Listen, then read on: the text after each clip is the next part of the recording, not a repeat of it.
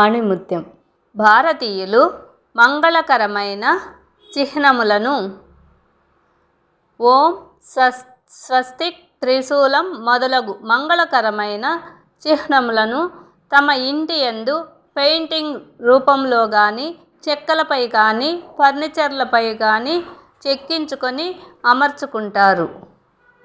ఈ స్వీయ రక్షణ సద్భాగ్యముల కొరకు ఈ చిహ్నములను స్టిక్కర్లుగానైనా ఇంటిలో ఉంచుకోవచ్చు.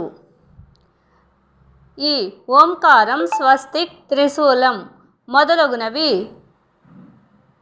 తలుపు పైన అంటే ద్వారము దగ్గర పసుపు పూసి శుక్రవారం పూట ఈ చిహ్నములను చేతితో కుంకుమతో ఈ స్వస్తిక్, త్రిశూలం, ఓంకారాన్ని పసుపు పూసిన గడపలపై, తలుపుపై ఓంకారాన్ని కుంకుమతో దిద్దుకుంటారు. ప్రతి శుక్రవారం పూట సకల సౌభాగ్యాలు, అష్టైశ్వర్యాలు కలుగుతాయని భారతీయుల నమ్మకం.